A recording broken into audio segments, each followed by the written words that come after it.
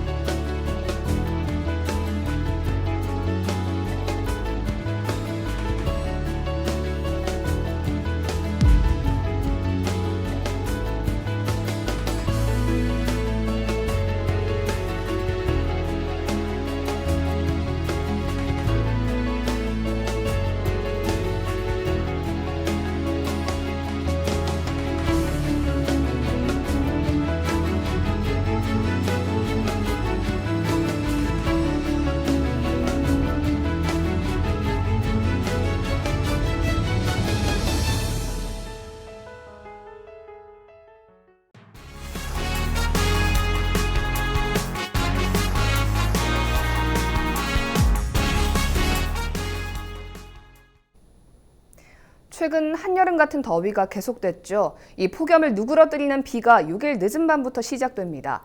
강풍을 동반한 강한 비가 해안을 중심으로 쏟아질 예정입니다. 장보영 기자입니다.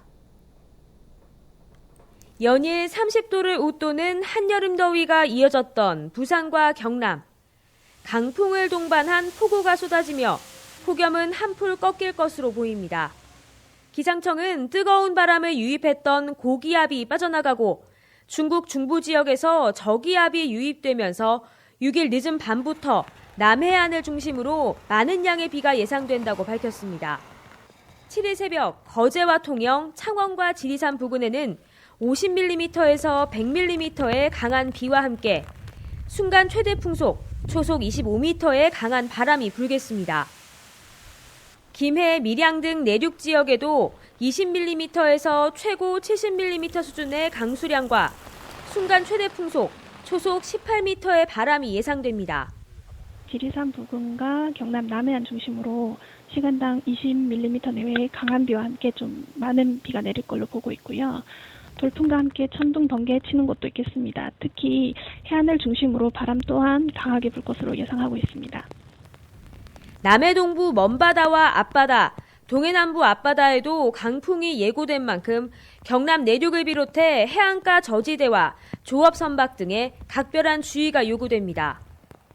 기상청은 7일 늦은 저녁까지 비가 이어지고 토요일부터는 맑고 개인 날씨가 예상된다고 밝혔습니다.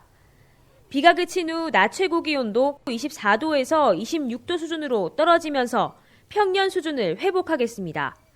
헬로티비 뉴스 장보영입니다. 집중호우와 강풍까지 예보되면서 해안가 일대는 선박과 시설물 점검으로 분주했습니다. 지자체들도 만약의 상황에 대비해 7일까지 비상근무를 서기로 했는데요. 만조 시기와도 겹쳐 저지대 파도가 넘칠 우려가 있는 만큼 각별히 유의하셔야겠습니다. 송국회 기자입니다. 견인차들이 쉴 새 없이 달려옵니다. 공사장에 설치한 안전펜스가 도로가에 세워둔 차량을 덮친 겁니다. 피해 현장에 굴착기까지 동원됐습니다. 이날 초속 25m의 비바람이 몰아치면서 경남 곳곳에는 강풍 피해가 속출했습니다. 6일 오후부터 남부지방을 중심으로 소형급 태풍이 예상되자 저지대 해안가는 비상이 걸렸습니다. 각 항구는 어선들이 안전조치로 분주합니다. 높은 파도와 강풍으로 인한 피해를 막기 위해 쇠말뚝에 연결된 어선 밧줄을 다시 한번 동여맵니다. 선박 내부 시설을 덮는 천막과 배의 완충 장치도 점검합니다. 배는 무조건 자연 배수가 잘 돼야 되고 배하고 부딪히는 그 중간 이제 벤다 선박끼리 부딪히 가지고 파손되는 경우가 많았습니다. 상습 침수 지역에는 긴장감이 감돌고 있습니다. 저지대 상인들은 일찌감치 야외 시설물을 치우는 등 피해를 줄이기 위한 준비를 서둘렀습니다. 지자체들은 강풍 피해를 대비해 비상근무에 들어갔습니다. 각 구청의 시설물 관리하시는 관리자분들께서 미리 보실 거거든요. 침수 우려 지역부터 시작해서 모든 부분들에 대해서 이제 점검차. 6일과 7일 경남 곳곳에 국지성 호우가 예상되는 만큼 계곡 주변 야영객들의 주의도 필요합니다. 헬로티비 뉴스 송국희입니다. 혈중 알코올 농도 0.156%의 만취 상태로 차를 몰다 보행자 2명을 잇따라 치고 달아난 중국인 A씨가 경찰에 붙잡혔습니다. A씨는 6일 새벽 2시 40분쯤 술을 마신 뒤 아반떼 승용차를 몰고 기장군에서 해운대구 반여동까지 12km를 운전한 혐의를 받고 있습니다. 이 과정에서 길을 가던 행인 2명이 차에 치여 인근 병원으로 옮겨져 치료를 받고 있습니다. 경찰은 A씨를 도주, 치상 등의 혐의로 입건해 사고 경위 등을 조사하고 있습니다. 지난 5일 운행 중인 택시가 급발진으로 추정되는 사고를 냈습니다. 해운대 경찰서에 따르면 신호등을 들이받은 택시가 상가로 돌진한 뒤 다시 도로로 진입해 2차로에서 달리던 승용차와 관광버스를 잇따라 들이받았습니다. 택시 운전기사 A씨는 정차해 있다 손님을 태우기 위해 옆으로 이동하려는 순간 급발진했다고 경찰에 진술했습니다. 경찰은 목격자와 차량 사고 기록 장치 등을 분석해 정확한 사고 경위를 조사하고 있습니다. 6일 오전 9시 40분쯤 이기대에서 트레킹을 하던 60대 여성 A씨가 다리를 다쳤습니다. 신고를 받고 출동한 부산소방 항공구조구급대는 구조 헬기를 급파해 A씨를 인근 병원으로 옮겼습니다. A씨는 이기대 치마바위 인근에서 트레킹을 하다 떨어져 우측 다리에 부상을 입었습니다. 기장군의 한 원룸에서 숨진 지 2달 정도 된 것으로 추정되는 시신이 발견됐습니다. 시신은 원룸에 살고 있는 40대 여성 A씨로 수개월째 임대료를 내지 않고 연락이 되지 않자 집주인 B씨가 원룸을 찾아갔다 발견했습니다. 기장경찰서는 시신 발견 당시 백호라돼 있었고 외상과 약물 등이 발견되지 않았다고 밝혔습니다. 경찰은 A씨의 시신을 부검해 정확한 사인을 밝힐 예정입니다. 지난 5일 오후 6시 50분쯤 부산 진구 초읍동의 한 간이 축사에서 불이 났습니다. 이불로 축사 일부가 불에 타 50만 원 상당의 재산 피해가 발생했지만 다행히 인근 야산으로 번지지 않았습니다. 경찰은 가스토치로 닥터를 태우던 중 불이 났다는 축사 주인의 말을 토대로 정확한 화재 원인을 조사할 예정입니다.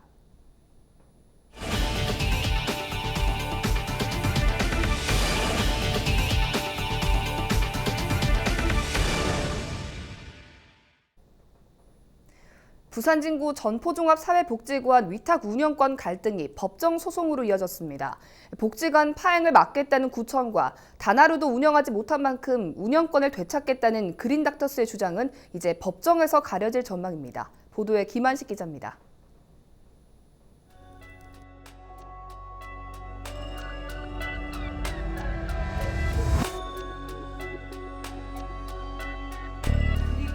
부산진구청은 지난달 28일 전포복지관 위탁 운영자로 선정된 그린닥터스의 운영권 취소를 공식 발표했습니다.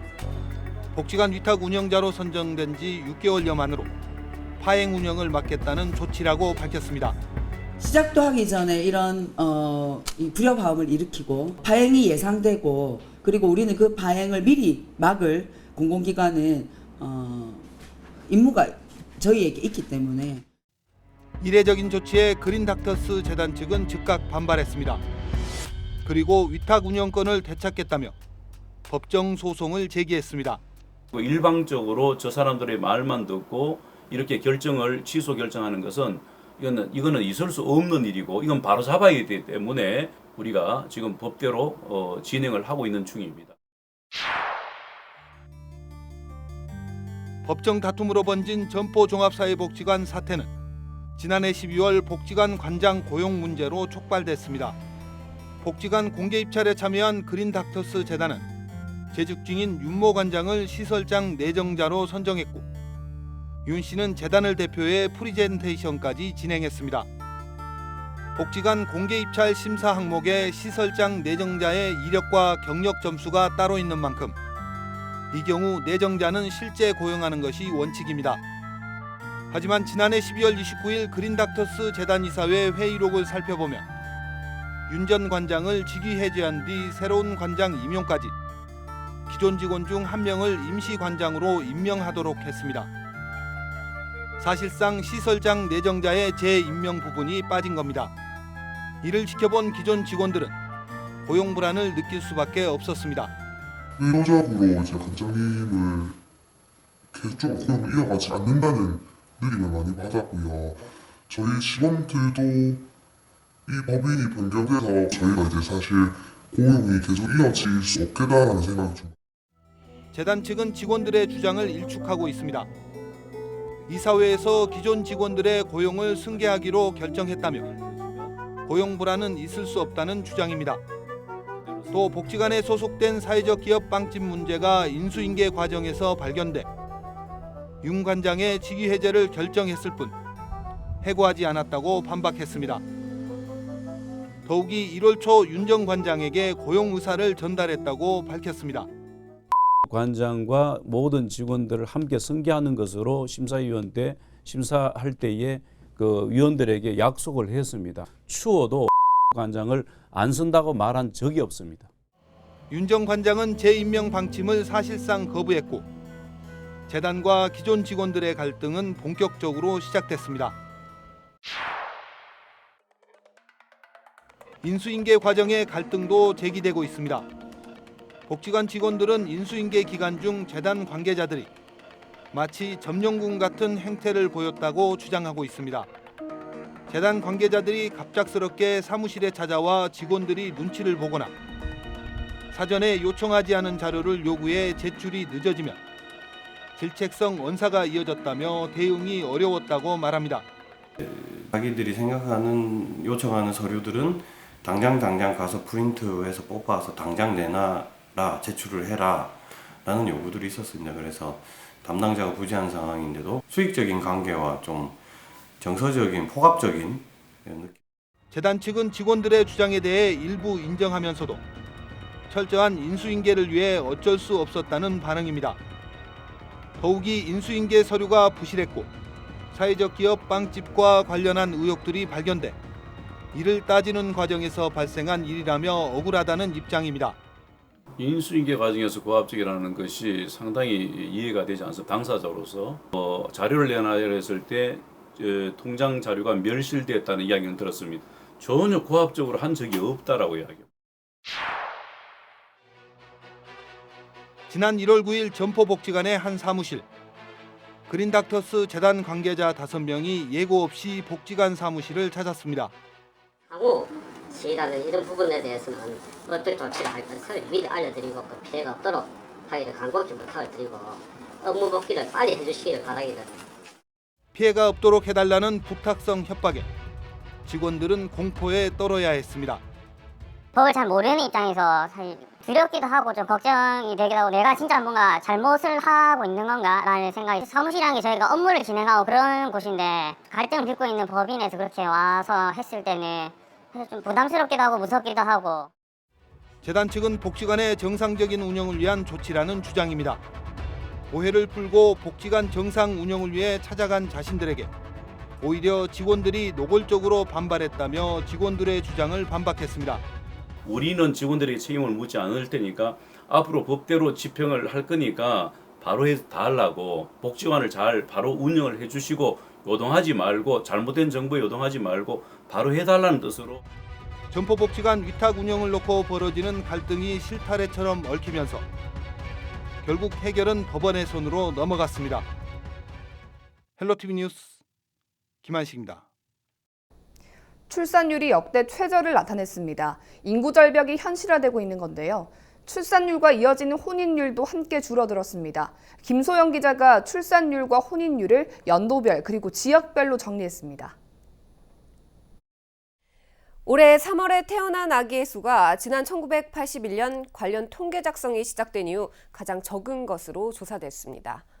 혼인 건수 역시 지난 2013년 이후 6년 만에 가장 많이 줄어들었습니다.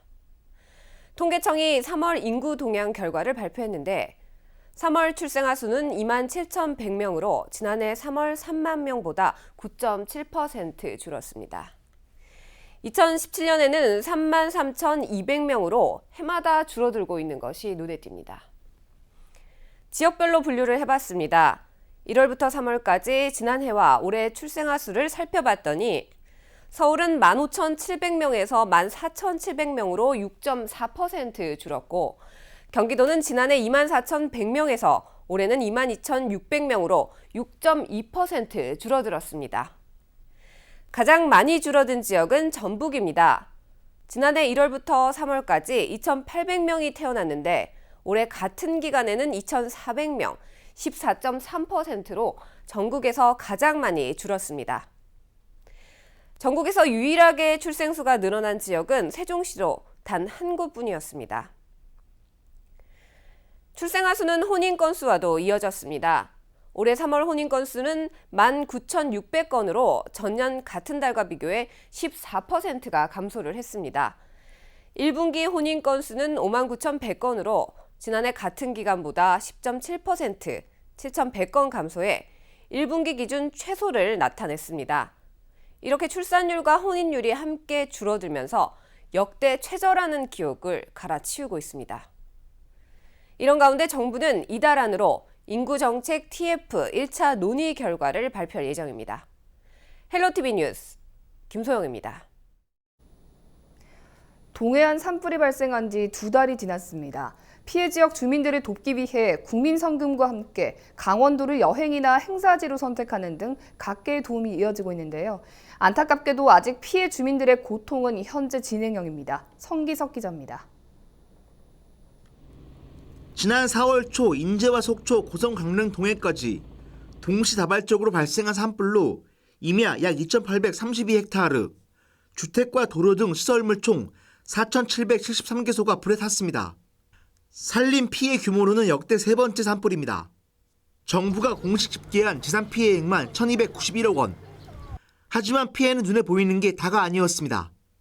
산불 직후 동해안 관광 경기가 급속히 침체되면서 해당 지역 상인들의 2차 피해가 발생하자 강원도는 긴급 마케팅까지 펼쳤습니다. 조기에 관광이 좀 활성화될 수 있도록 하기 위해서 동남아라든가 또 일본, 중국 다방면에 걸쳐서 팸투어라든가 또 현재 나가서 우리 강원도 관광을 알리는 노력들을 많이 하고 있습니다. 이 같은 소식이 알려지며 지난 2달여간 각계의 관심이 이어졌습니다. 수학여행이나 관광 행사지로 동해안을 선택하는 사람들이 크게 늘어나는 겁니다. 이분들이 하는 장사에 제가 가서 뭐를 산다든가 먹는다든가 이러므로써 이렇게 조금이라도 도움이 되는 게 이분들을 도와주는 것이 아닌가 하는 마음으로 피해민들을 돕기 위한 국민성금도 이어지고 있습니다. 지금까지 약 560억 원이 넘게 모여 200억 원 정도가 우선 이재민 등에게 지원된 상태입니다. 하지만 2달여간의 시간과 이런 각계의 도움에도 산불 피해민들의 고통은 여전히 끝나지 않고 있습니다. 고성 산불의 경우 원인에 대한 경찰 수사가 아직 발표되지 못하며 피해민의 속을 태우는 중입니다. 특히 산불 피해를 입은 중소상공인들은 이렇다 할 보상을 받지 못한 채 고통의 시간을 견뎌내고 있습니다. 중소상공인들은 일을 해야지 벌어먹고 사는데 그 금액은 거기에 첨부하지 않았거든요. 그러다가 지금 2달 동안에 2달 넘게 아무런 일도 못하고 철거도 못하는 상태다 보니까 집안의 생활비라든가 이런 걸 아무것도 못 갖다 줬어요. 그러다 보니까 이혼하는 사례도 나오고. 이들은 7일 청와대와 국회 등을 찾아 산불 피해민들에게 실질적인 복구비 지원을 촉구하는 대규모 집회를 열 계획입니다. 아직도 계속되고 있는 산불 피해민들의 아픔을 최소화하기 위해 앞으로 강원도가 어떠한 방안들을 내놓을지 관심이 모아집니다. 헬로티비 뉴스 성기석입니다. 네, 6일 밤부터 많은 비가 예보되어 있습니다. 피해 없도록 대비 잘 하시기 바랍니다. 이상으로 뉴스를 마칩니다. 저희는 언제나 지역 주민 여러분 곁에 있겠습니다. 고맙습니다.